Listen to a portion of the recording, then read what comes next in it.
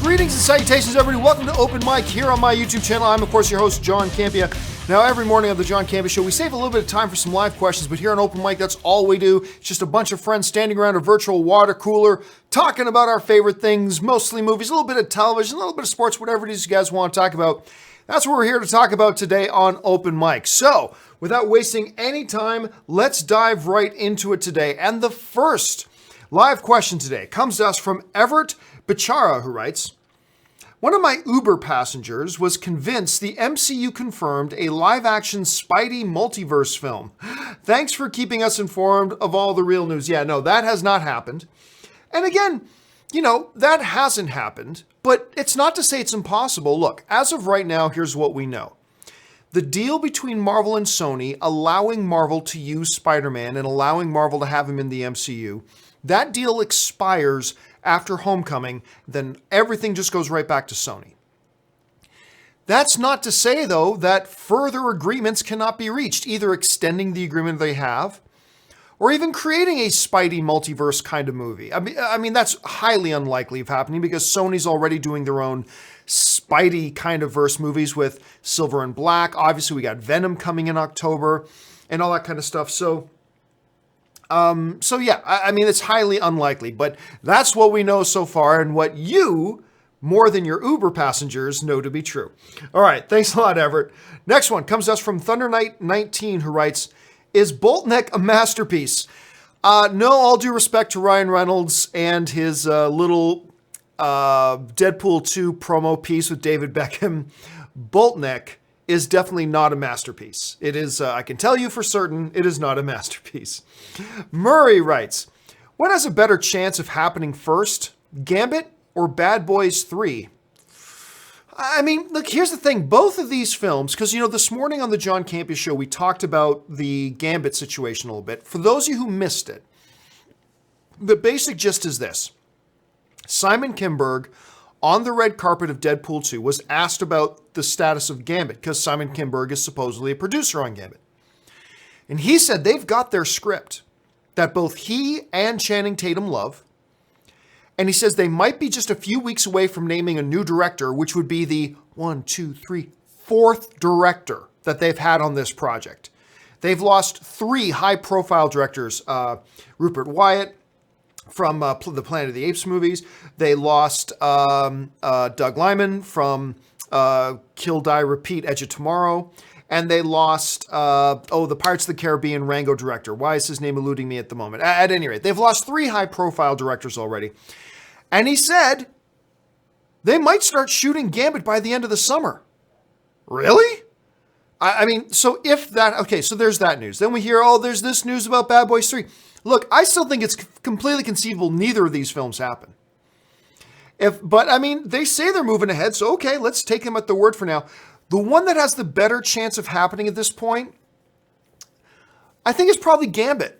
I mean, I think that's the one that has the bigger chance. Now, maybe they both get made, maybe neither of them get made. But right now I'll say, my opinion, the one that has the best chance of getting made is Gambit. All right, let's move on now. Patrick Conway writes, after Infinity War and how great Ebony Maw was, I have to recommend Love, Hate again. It might put you off going to Dublin, but Mayo's better anyway. I really have no idea what it is we're talking about, Patrick. Let me read it again. Maw, I have to recommend Love, Hate again. It might put you off going to Dublin, but Mayo's better anyway. No idea what we're talking about. So other than I will confirm that Ebony Maw was great in Infinity War and that Mayo is fantastic. I put Mayo on everything. So there we go. All right. Thunder Knight 19 writes, have you watched the series Taboo with Tom Hardy? No, haven't seen it. Haven't watched a single thing of it. Adamus95 writes, have you watched the Lucifer finale? I did. Last night, Ann and I never watch...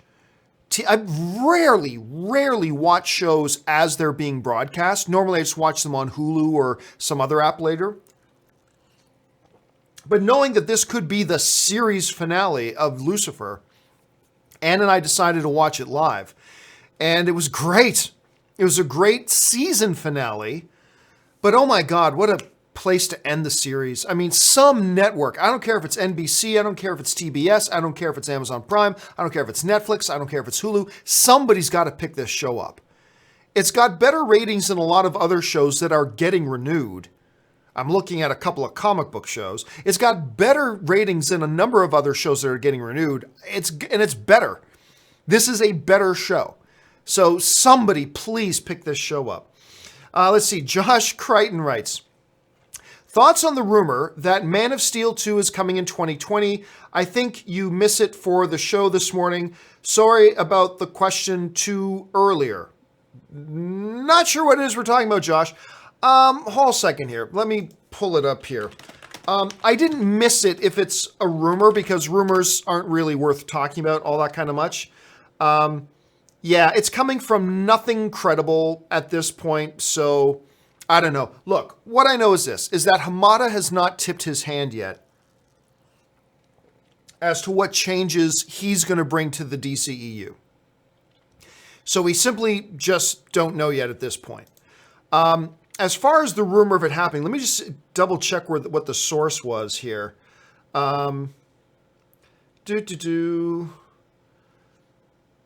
Okay, so it's coming from a site that has put out some questionable stuff before. Yeah, I don't believe the story. Awesome if it's true. Awesome if it's true. I don't believe the story. Again, I always try to tell you guys, follow it to what the source is. What's the source of the rumor? And it looks like the source of the rumor is a source that has put out a lot of bogus stuff lately. So I'm not going to, I don't buy into it, and certainly not worth doing a story on my show. So, yeah, if it's great, I mean, you guys know Man of Steel is one of my favorite comic book movies of all time. It's in my top 10. But as of right now, I don't believe the rumor. Johan Aglin writes, do you think putting Bohemian Rhapsody in November is a sign that the studio has faith in the movie? Malik looks and sounds awesome in that trailer. I don't know how much of that trailer was actually Malik, by the way. No, it's not a sign that they have faith in it, and it's not a sign that they don't have faith in it. November is just another month to put out movies. It's not a particularly great month to put out movies. It's not a particularly bad month to put out movies. It's just that's a month you can put movies out in.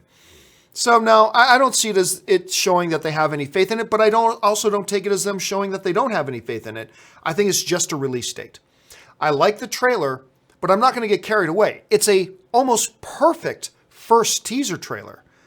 But other than getting a sense for the tone of the movie, which was exactly what you need to do for your first trailer, I'm not going to get ahead of myself and think, this movie's going to be awesome, because I don't know anything about the movie after watching that trailer.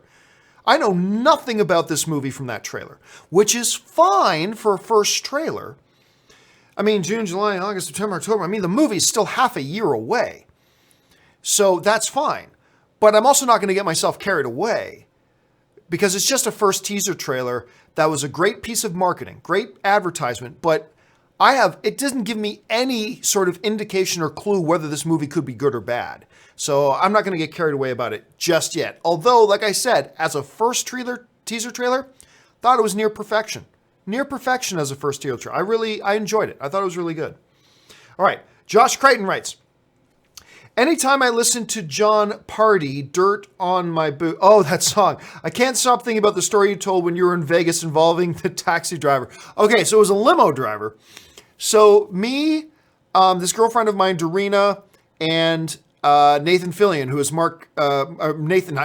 Nathan Hamill, who is Mark Hamill's son. So the three of us decided to go to a strip club one night in Vegas to have some fun.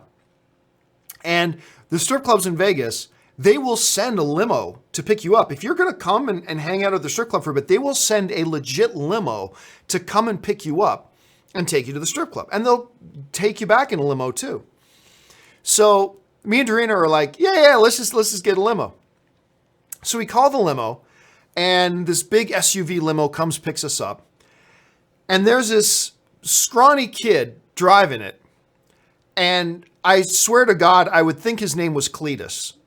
It was a nice guy, super nice guy. But I would swear, if you had to make me put $100 on guessing what his name was, I would guess his name was Cletus. But anyway, he just blared this country music, including this song that I had never heard. And I heard it a few times since, but I had never heard this song, but it was perfect for this kid who was driving our limo. And none of us are country music fans at all. But what he had blaring was a song, "Got Dirt on My Boots." And it's just, that's the song that just blared the whole time that we were driving there. We're like, oh my God. And we're just, now whenever I hear that song, like, it's funny that you hear that song and it reminds you of the story. Dude, what do you think it does to me? Like, I hear that song and it instantly takes me to that night. It totally instantly takes me to that night. Okay, let's move on here. Kyle B writes, do you plan on watching / reviewing Cargo when it hits Netflix on Friday? I think this movie is flying under the radar. It looks great. It's not bad. And it stars, The Hobbit. Why am I forgetting The Hobbit's name? Hold on a second. Let me just look up The Hobbit here. Martin Freeman. It stars Martin Freeman. And it's a good trailer.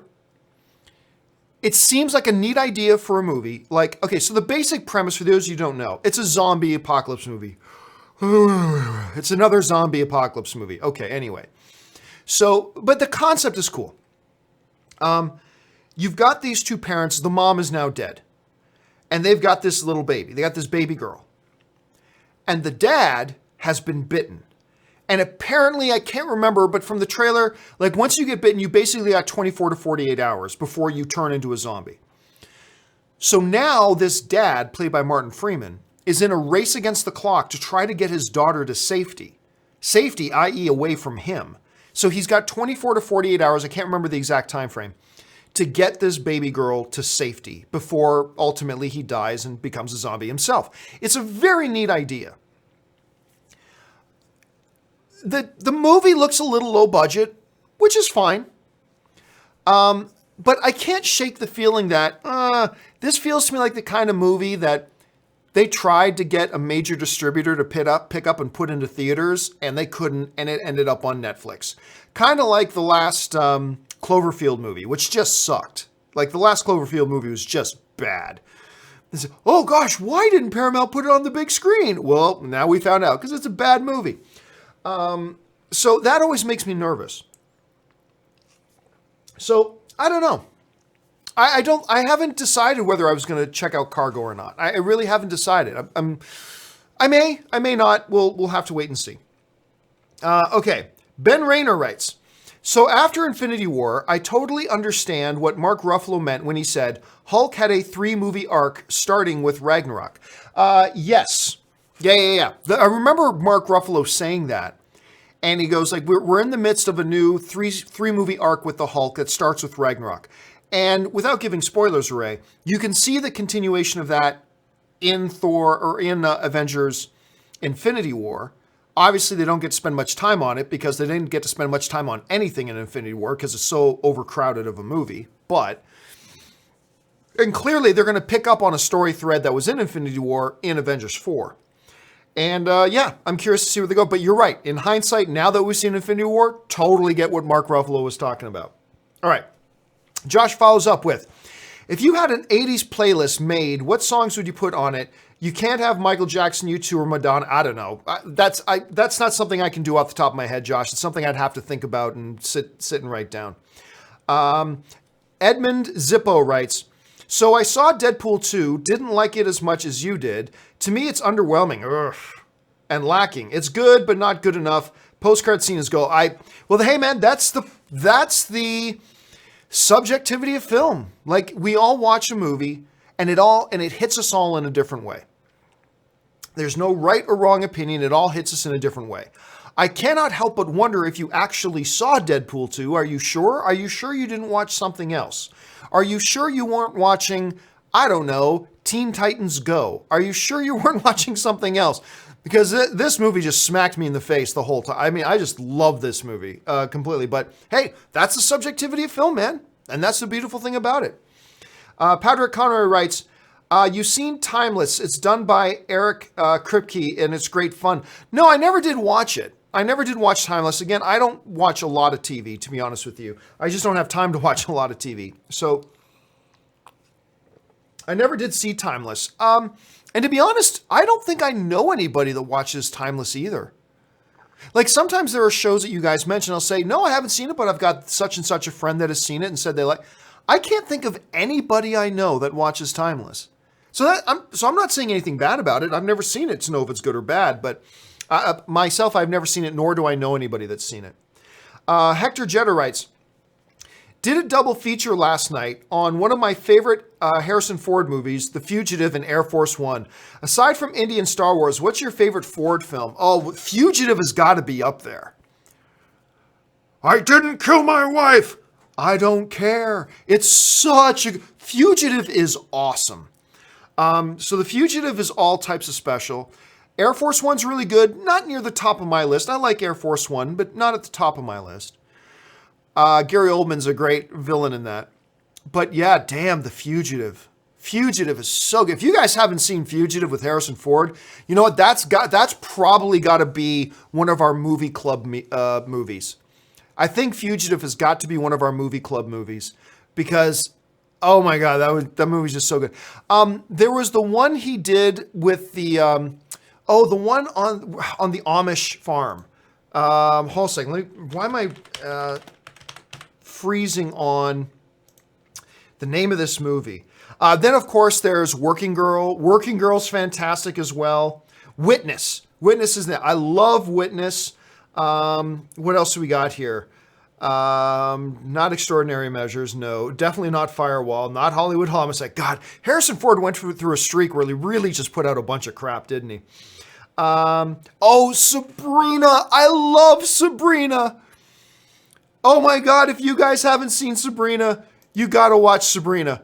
Dear heavens. It's got him, Julie Armand, Greg Kinnear. It's a remake. Sabrina is one of the great movies that is the case study about, yes, you do remakes. Remakes can be awesome. Sabrina's definitely one of those. Then you've got his Jack Ryan movies, whether it's Clear and Present Danger. What was the other one? There was Clear and Present Danger, Patriot Games. I love Patriot Games. Oh my God, Mosquito Coast. But yeah, so right up there would have to be Fugitive, has to rank up there, and Sabrina has to rank up there too. I love those movies. Okay, Murray writes, glad Gotham is ending after next season. Show didn't work for me after season 2. Like you said, they should have focused more on Jim instead of the whiny kid / fake man. Fake man. Hoping for a better Batman show in the future. I don't want a Batman show.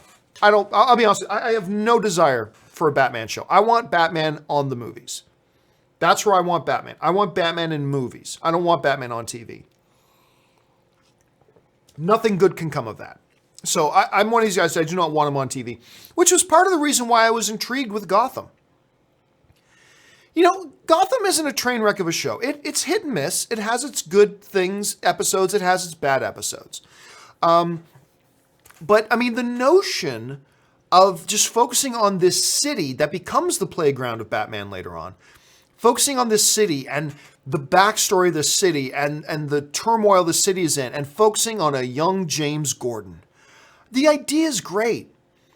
And you hear me say this all the time, but it's true. When this show focuses on that, this crime-ridden, corrupt city that one cop is trying to stand against the tide and keep this city together, James Gordon, when they focus on that stuff, that's when this show fires on all cylinders. That's when this show really, really works. When they go too much into, look at all the Batman villains, everybody. All the Batman villains are here. And look, this kid, he becomes Batman. It's like, when they get into that, that's when the show falls apart and becomes really cheap and cheesy and corny and just bad.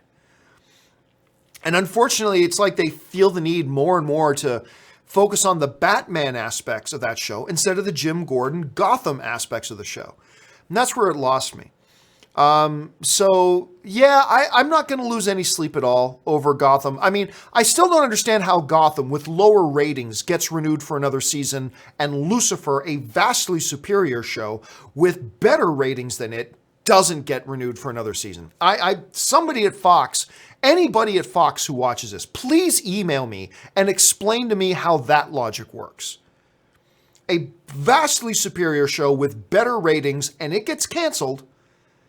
But Gotham, an inferior show to it, with lower ratings, gets renewed for another season. Somebody explain that to me. Anyway. So yeah, I'm not going to lose any sleep that it's getting pulled, but I will lament how good of a show I think Gotham could have been if they kept their focus. If they kept their focus on where the original idea of that show was, this show could have been a 7, 8, 9 season show, and it could have been great the whole way through. But hey, they lost focus. All right, next one comes to us from Hector Jetter, who writes, are we ever getting a Kung Pao sequel? You know what? Correct me if I'm wrong. I thought I heard that we may. I thought I heard there was a possibility that we may be getting a Kung Pao sequel. Yeah, Kung Pao Enter the Fist in 2002, but which, by the way, I know everybody loved. I didn't love it. I thought it was okay. Yeah, back in 2015, there was talks about a Kung Pao 2 coming. Now, I don't know whatever happened to that, whether it just went the way of most movies that get suggested, like movies hit development, and then 90% of movies that hit development never actually turn into feature films. I never loved Kung Pao Enter the Fist the way a lot of other people did. But hey, I was open to them doing another one if there were people who wanted to see it. But it just kind of felt, I haven't heard anything recently. But yeah, I mean, somebody had the idea for it, so maybe it'll still happen at some point. Tommy Monaco writes, hey, John, love the show. Thank you so much, Tommy. Have you heard anything about Jeff Nichols' next movie? Love him as a director, but haven't seen anything on his new project. You know what? I believe, hold a second. I'm almost positive he's got one. Hold a second. Let me just bring it up here. Hold a second.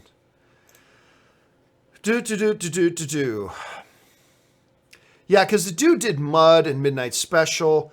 I could have swore he already had another one announced. And I'm wrong. He hasn't got another one announced. I thought for sure he did. But he's on a little bit of a roll. He's done a couple of really good things. Midnight Special, Mud was really good. I haven't seen Shotgun Stories, although I heard that one was pretty good, but I didn't see that one.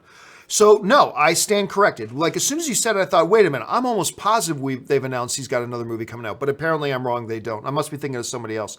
But whenever they do get around to announcing a new movie from him, I will be interested, because, yeah, I've liked the last couple of his films that I've seen already. Let's see. Murray writes, have you seen Westworld Season 2 yet? Ben Barnes is in it. Wasn't he in Season 1? I thought Ben Barnes was in Season 1. Maybe I'm wrong about that. Nope. Haven't gotten around to watching it yet. I've just been way too busy. I just haven't had any time to start watching Into the Badlands Season 3, and I haven't had any time to watch Westworld Season 2 yet. So I haven't gotten around to it. All right. Josh writes, if you had a sandwich named after you, what kind of question is this, Josh? If you had a sandwich named after you, what would it be? Me, roast beef, bacon, provolone cheese, and mayo with spring mixed lettuce on everything bagel. I am a anti-vegetarian. Like, I like meat. I like meat and cheese.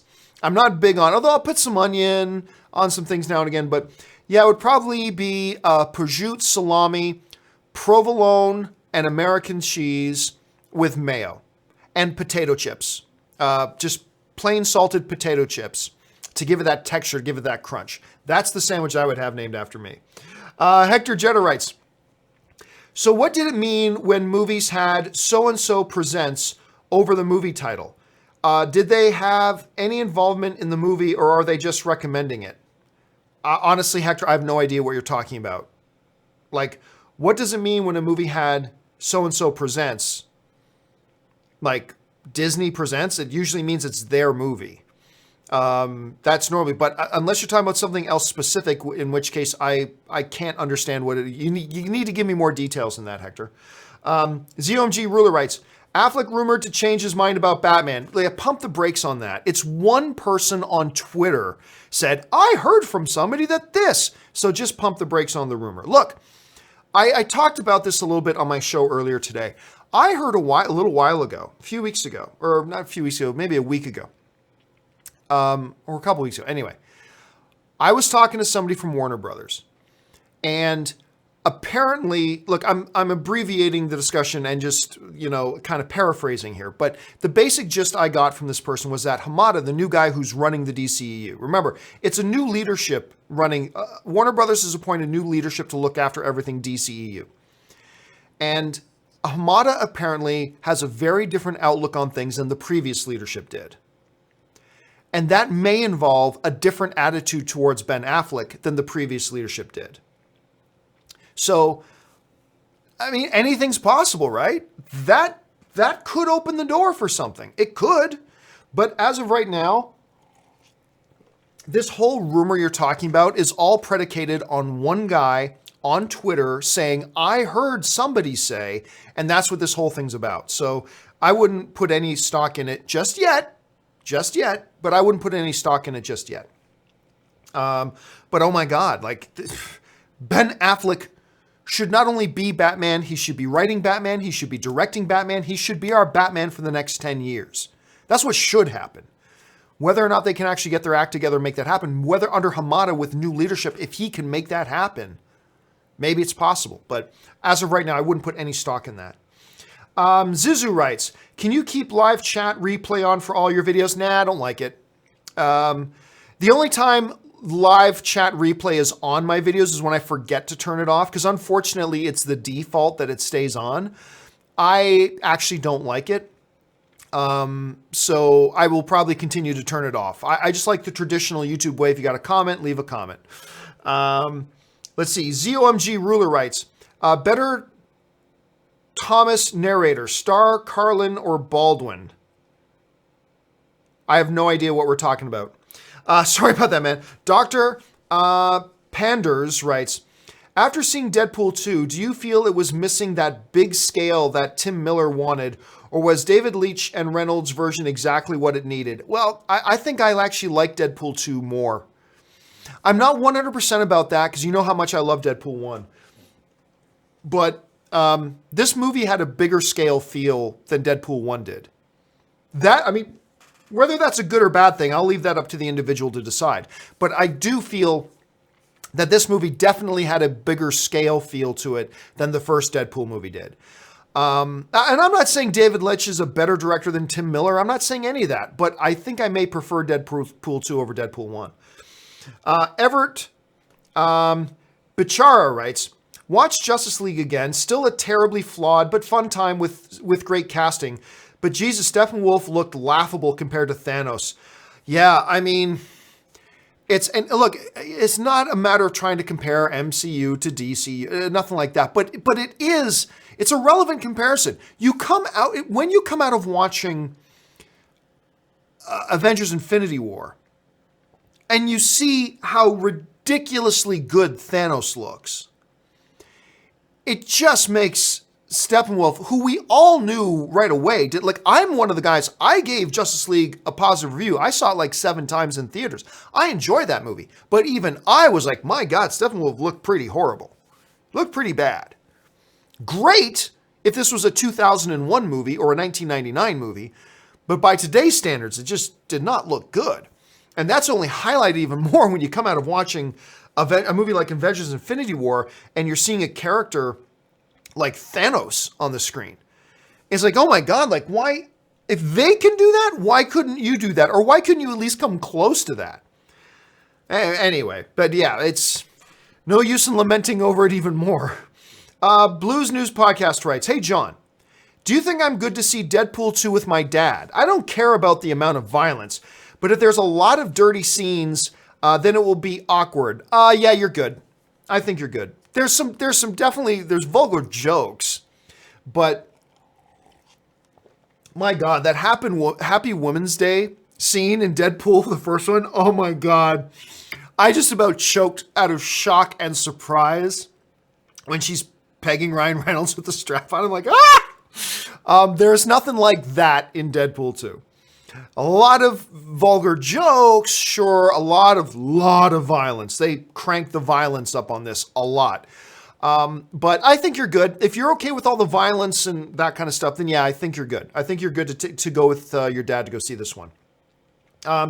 Rose Ryan just sends in a super chat to be supportive. Thank you, Rose, very much. That's really awesome of you. I really appreciate it.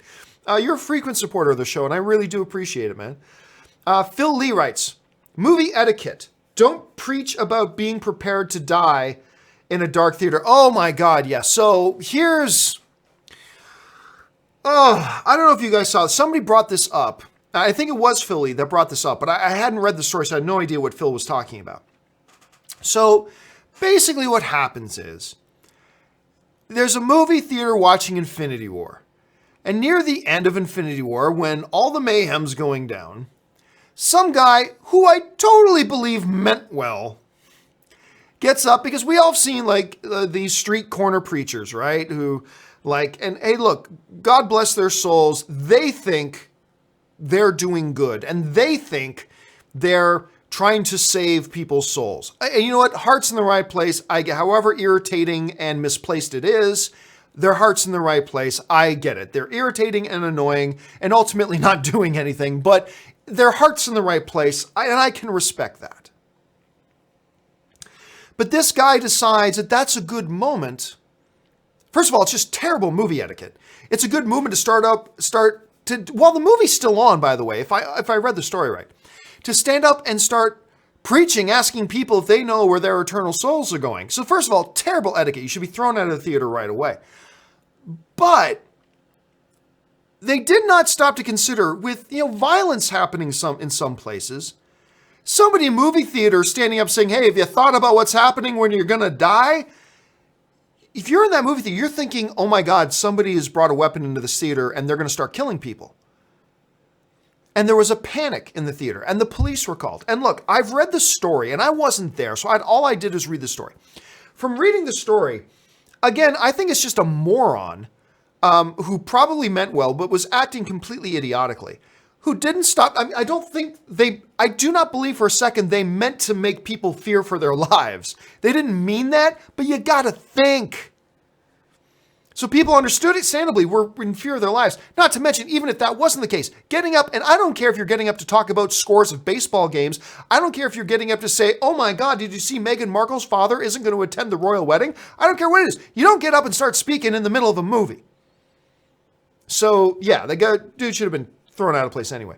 Dakota Barber writes, from what I've heard, Deadpool 2 has a ton of fun surprises in it. Can't wait to see the movie on Friday and for your spoiler review on Sunday. So yes, for those of you who haven't heard, Sunday, 2 p.m., which is normally when we do Star Wars Talk, but we're not going to do Star Wars Talk this week. We're replacing it with a Deadpool spoiler open discussion. So you've got Thursday night, Friday, and Saturday to go see Deadpool. Then make sure you join us Sunday at 2 p.m. We're going to do a full open Deadpool 2 spoiler discussion. I'm really looking forward to it. And you're right, there are a bunch of surprises in it. I'm not going to say what, but I'm sure you've heard me say already, absolutely make sure you stick around for the end credits, because it's the best end credit scenes ever in the history of end credit scenes, by far. Let's see, Dakota follows up with, also, upon rewatch, Insomnia may be my favorite Robin Williams performance. Very menacing and underrated performance, in my opinion. Yeah, Insomnia is when a lot of people ask me, what's your favorite Christopher Nolan film? They're expecting me to say The Dark Knight, or maybe they're expecting me to say, what's the one with the dream inside of a dream? I know it starts with an I, anyway, or that one, or whatever. My favorite Christopher Nolan film is another film that starts with the letter I, and that's Insomnia. Insomnia is my favorite Christopher Nolan film. And Robin Williams, I don't know if I like his performance in that better than I did in, like, say, Good Will Hunting, or Dead Poets Society, or Good Morning Vietnam, but it is a great performance. And Robin, it's funny, a lot of people don't even realize that Christopher Nolan directed a film with Robin Williams and Al Pacino. Go check it out. Insomnia, I think, is his best movie. That's my opinion. All right. Gerald Quintana writes, John, I know you're a big MMA fan. That's putting it lightly. Ever thought about creating a separate channel dedicated to just talking about MMA and fights? Sure, but with what time?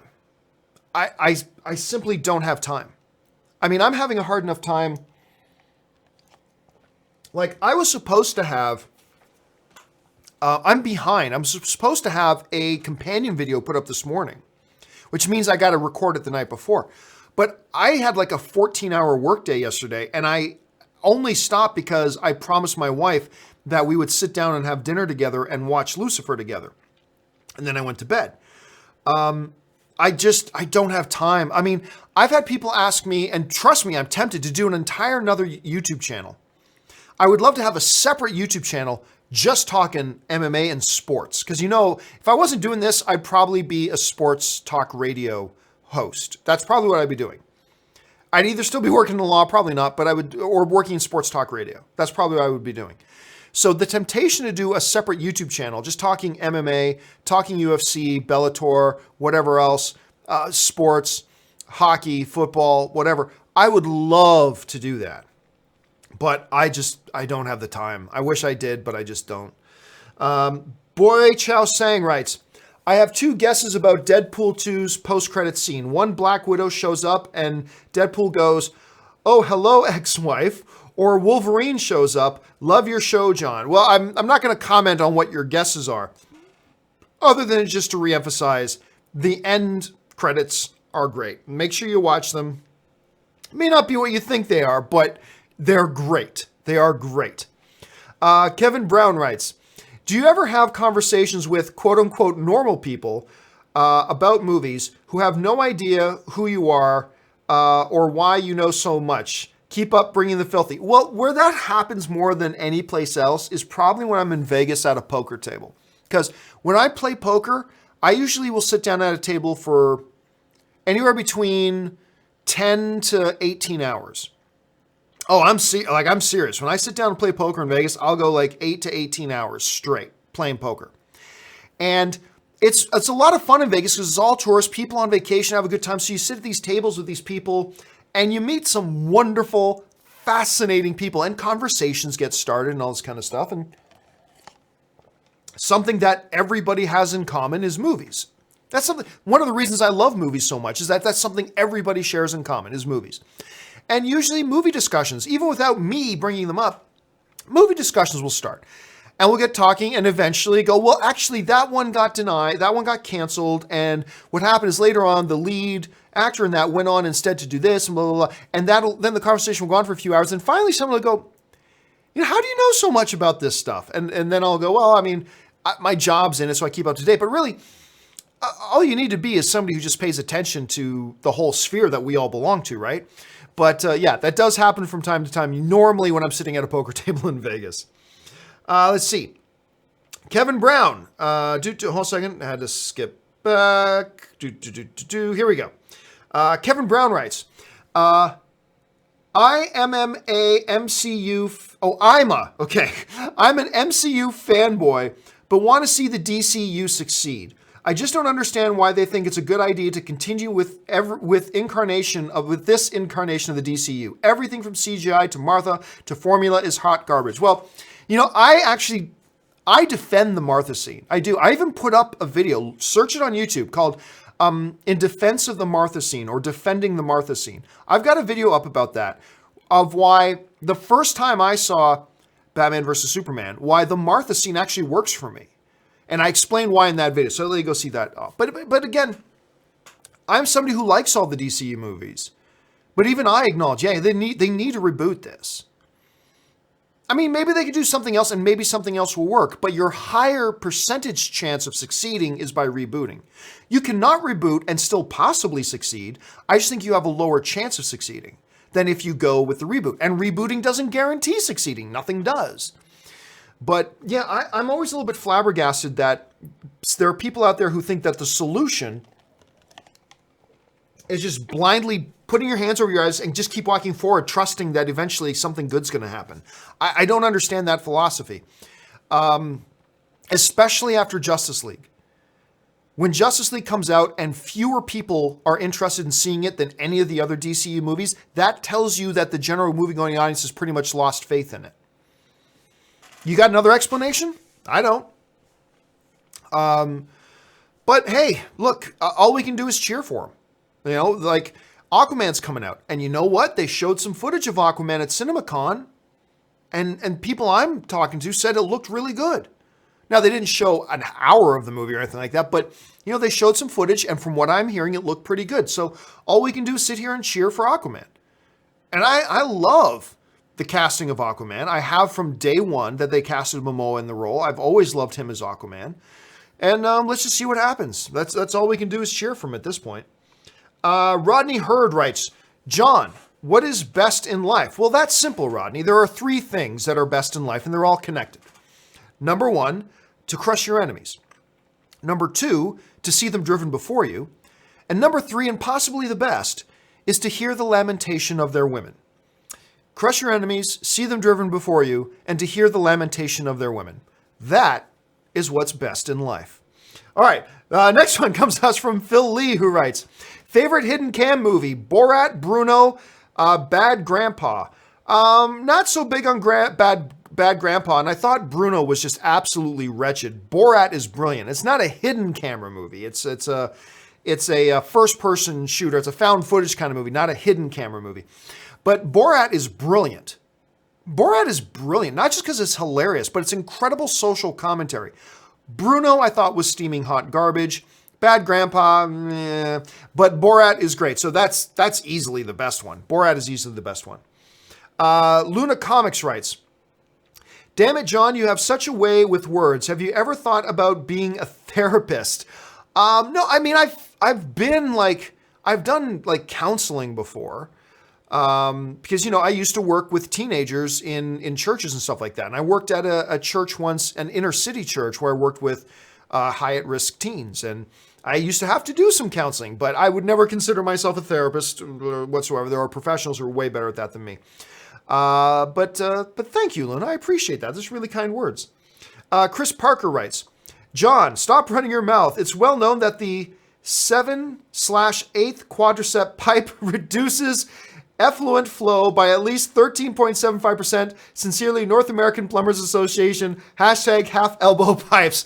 Yes, what were we talking about when I mentioned all that? Was it the music industry? Was that what it was this morning? Because I think somebody brought up a question about something going on in the music industry right now, like Ultraviolet asking for, which is a female advocacy group, asking for a bunch of musicians and they listed them off by name to be barred from Spotify. I think it was Spotify. Anyway. And I said, look, I'm the wrong person to ask. And they were asking, what do you think about that? And I'm like, I'm the wrong person to ask. I don't follow the music industry. I have no idea what's going on in the music industry. None. Zero. Like all these people that you just listed, they've been accused of sexual assault or whatever. I have never heard that. I have no idea. I'm the last. And I said, you might as well ask me about what do I think about the plumbers union insisting that they replace half elbow pipe things with 7/8 quadricep pipes and blah, blah, blah, blah. So clearly Chris was paying attention to that. And thanks for the follow-up, Chris. I appreciate that. Degoto1 writes, did you check out the Mile 22 trailer? No, I have not checked it out yet, as a matter of fact. It's the trailer for the new Mark Wahlberg film. It's definitely going to be one of the things we talk about on the John Campea show in the morning. Make sure you guys join us, 8:30 Pacific Standard Time, 11:30 East Coast Time. Make sure you join us for that. But I haven't watched it yet. I've been serious. My day has been nonstop. I got up at 6 o'clock this morning, so I got up a little bit late. Just go till we did the John Campea show. That ended at about 9:45. From there, I instantly went into recording my solo review, getting the thumbnail done, getting the editing done with Jonathan there. While Jonathan was doing some editing, I ran down to the fridge, grabbed a little pre-made vegetable pack that's got some carrots and broccoli and celery sticks in it, quickly gorped that down, ran back up here, started writing notes for tomorrow morning's John Campea show, then came to do open mic, and then once open mic's done, I got to finish off the notes for the John Campea show tomorrow. And I got to get all that done before later tonight, because then Ann gets home at 6 or at 5:30, and at 6 we leave to go to a U2 concert tonight. So my day has been bang, bang, bang, bang, bang, bang, one thing after the next. So I haven't had a chance to watch the Mile 22 trailer yet, but I will, and we will definitely talk about it on tomorrow's show. All right. I can't think of a good username, right? I love that name. Solo has a really low IMDb user rating, even though 90% of those people haven't seen it. Should IMDb stop users from giving scores. Well, I've been saying that for, look, I don't even know why we still talk about user ratings. They're 90% fake. Like, I checked out the Solo user score the other day, right? And it's like almost 1,000 people. I can't remember the exact number, but for argument's sake, like 1,000 people had given it a 0 out of 10. None of these people have seen the movie. None of these people had seen the movie. Also, there was a bunch of people who gave it a 10 out of 10. You haven't seen the movie.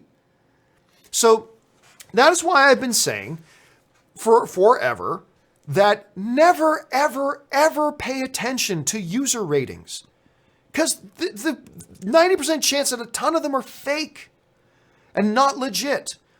I don't care if it's Rotten Tomatoes. I don't care if it's Rotten Tomatoes user ratings. I don't care if it's IMDb's user ratings. You cannot rely on them.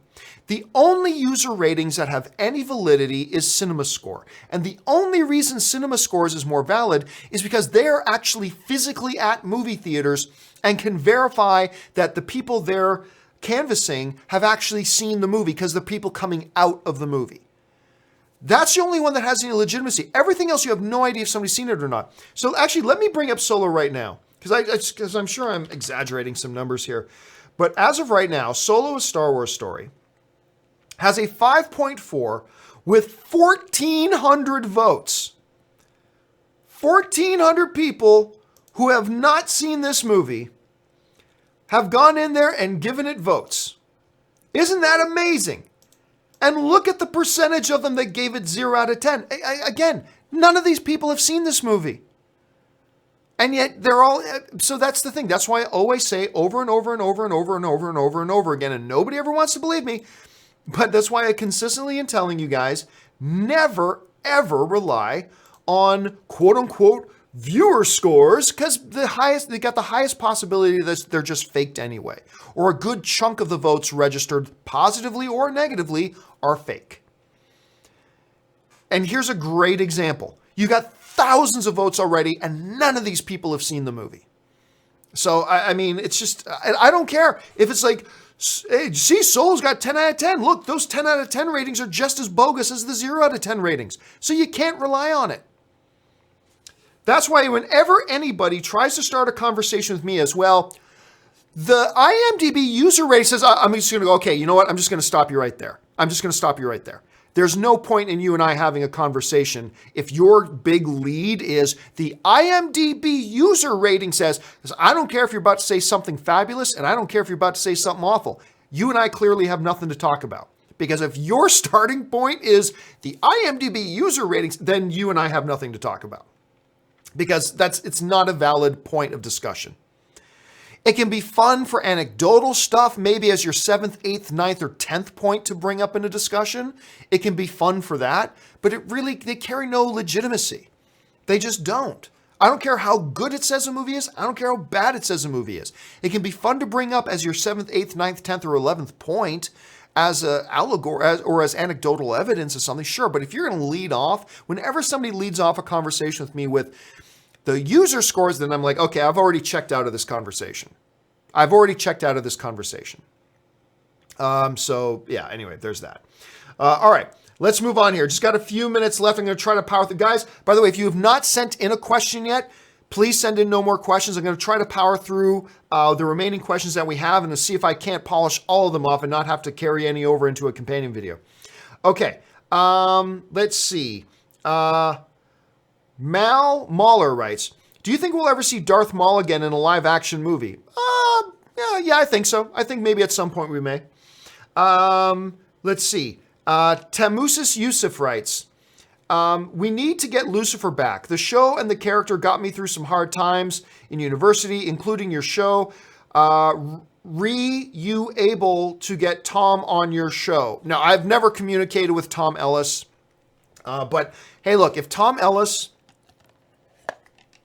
who plays Lucifer, if he wants to take 2 minutes out, get me on Skype, and I can record a thing to have him on the show to make his own case for you guys about why Lucifer needs to be renewed, I am more than happy to do that for Tom Ellis, because I love that show. I love that show. And his character, well, Lucifer isn't my favorite show on TV. I do love it, but it's not my favorite. Lucifer himself played by Tom Ellis, is my favorite character on TV right now. So I would do that in a heartbeat for him if he wanted to. Just Plain Steve writes, "Hey John, love your show." Thank you so much, Just Plain Steve. Fast forward a few years. Your channel has 28 million subscribers. Are you rocking a set with screens and co-hosts, or is it still just a guy and his camera? What are your long-term goals for your channel? I don't know. Like, I've got some basic ideas. Look, one guy sitting in my little studio, I'm never going to have 28 million subscribers. Not doing half-hour long shows, things like that. That's just not going to happen. If I did, yeah, I would definitely hire more people. One of the great joys I ever have is being able to give a job to people. Whether it's big scale, small scale, full-time, like tiniest occasional time, nothing feels better in life than being able to give somebody else a job. You know what I mean? And there's so many talented people even in just the movie punditry circles. There are so many talented people that I think should be able to earn a living from doing this because they're great and they have great insight and they're entertaining and they're informative. And if I had like 28 million subs, I'd be hiring people just so they could earn a living doing this because they're so good. That's why I was so excited that, between my Patreon supporters, the traffic to the channel, super chats, things like that, I was actually able to hire fact checker Jonathan and hire Ray. When they both got laid off from their previous place, I was like, oh my God, what? These guys are available. So I was able to do that, Now, neither of them work full time for me because I don't have that kind of money. But yeah, if I had like 28 million subscribers, I would just be hiring people left, right, and center because I just love giving people's jobs who deserve to have jobs. You know what I mean? So there's that. Thanks for the question though, man. I appreciate that. Warrington Train Spotter 2778 writes, "I love the new Celine Dion song Ashes. So glad to see her back at her best." Oh my God, that song's great. Like, forget how hilarious the music video is. The song is legit great. I actually listened to it again today. And forget the fact that, it's perfect for Deadpool 2. But forget that. Just as a song, it's a magnificent song. And somebody was joking about it, and I said it's far too early to talk about Oscars right now because who knows, 40 other songs could come out that are better than this. But I'm telling you, if the Oscars were tomorrow, this song, Ashes, would be a front contender to win Best Song from a Movie. I mean, it really would. All right. Let's see here. We've got Marv Diesel writes, "Hey, Giovanni, love the show. Thank you so much. Does Disney actually pay for the trailer spots like Infinity War on their own networks, i.e. ESPN and ABC? Yes, they do. It's a little bit of the right hand giving the left hand money, but yes, they do have to pay for it. Like, for example, I have a company. I do. This is true, by the way. I have a company called Carson Drive Media. That is the name of my corporation, right?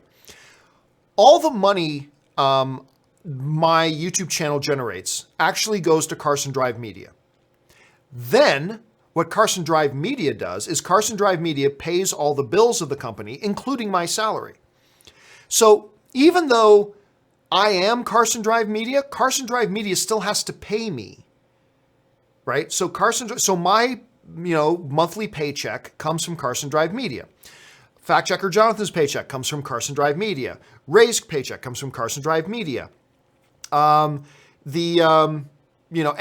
membership services that I need to be subscribed to, like IMDb Pro or things like that's vital to my research, that comes from Carson Drive Media. So yes, even though Disney owns ESPN, it's still a left hand has to give money to the right hand. So on their books, they do have to spend money. And it shows as a cost to Disney, a profit for ESPN.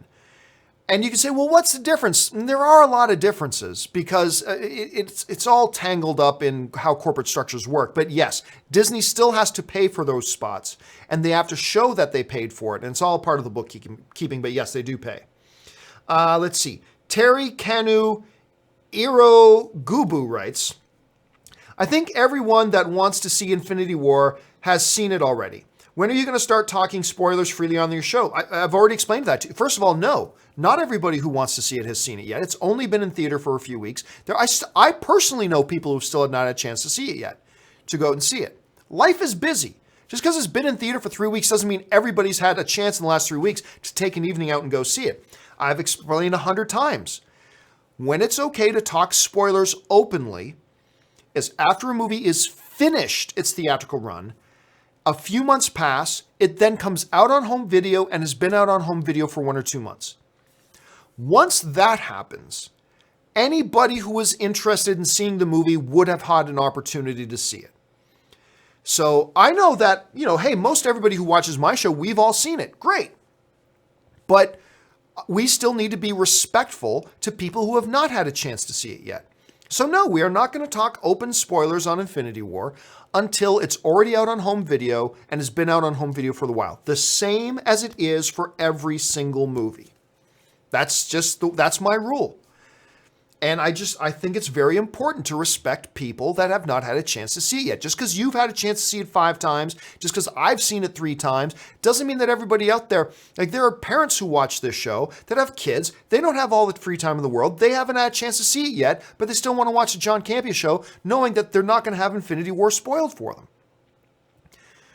My goodness, we've already had a 5-part series on Infinity War spoiler discussions. I've got part 6 coming up. So there's enough outlets to talk openly, but on this show, no. Not until after the movie's out on video and has been out on video for a while. Then we can honestly say that anybody who's interested in seeing this movie has had plenty of opportunity to do so. And if they haven't seen it by now, they're clearly not that interested. 3 weeks of a movie being in theater is not that time. So we're still a couple of months away from me talking openly about the events of Infinity War in a non-spoiler environment. But thanks, and I appreciate you asking, Terry, and I appreciate you wanting to know the answer to that, but like I've been pretty clear on what my position on that is. We've got to respect and defend people who have not had a chance to see it yet, and we got to help guard them. Just like we would hope if we hadn't had a chance to see a movie yet, we'd want people to have our backs and not talk openly about spoilers just yet. So we'll have to be patient with that, man. Deadpool writes, I'm making a sex tape. Good for you. Next one comes to us from Zuza, who writes, hey, John, have you seen Netflix Altered Carbon, and what do you think about the series? Nope, still haven't watched it. I was going to watch it, and then I had a couple of friends of mine that I really trust their opinion say to me, it's not that good. So I knocked it down about 8 spots on my must-watch list. So no, I haven't seen it. Probably, to be honest with you, at this point, I probably won't get a chance to see it. I'll probably never get around to watching it. Trevor Riches writes, hey, John, you going to see Kubrick's 2001 film in 70 millimeter? Nah, probably not. I have little enough time that it is. I usually got to save it for watching things that I haven't seen yet. ZOMG, although, I mean, guys, look, especially if you haven't seen 2001, by the way, go check. If you get the opportunity in your local market to see it in 70 millimeter and see it on the big screen, by all means, you must. By all means, you must. ZOMG writes, John, I meant Best Thomas the Tank Engine narrator. Oh, I don't watch Thomas the Tank Engine, so I have no idea. But thank you for clarifying that, because I had no idea. Who's the best Thomas? It's like, best Thomas? Thomas who? Like, I had no idea what you're talking about. So thank you for taking a minute to clarify that. I appreciate that. Ryan McIntyre writes, just saw Deadpool 2. It was hilarious. Love watching it today on my birthday. Oh, that's awesome, man. You got to see it on your birthday. The end credit scenes were brilliant, John. Keep up the good work. Yeah, I mean, first of all, congratulations on being able to see it on your birthday, and happy birthday to you, man. Happy birthday, Ryan. And yes, again, let me emphasize again, make sure, I don't care if you go on a date and your date says, I got to use the bathroom and the movie's over. Say, tough, sit there. And we're going to watch these end credits because the end credits are like the best I've ever seen. And there goes my camera. So hold on a second, we'll get the camera back up and running here. Next one up comes to us from Eddie Manson, who writes, where did Eddie Manson go? There he is. Mason writes, John, love your show. Thank you so much, Eddie.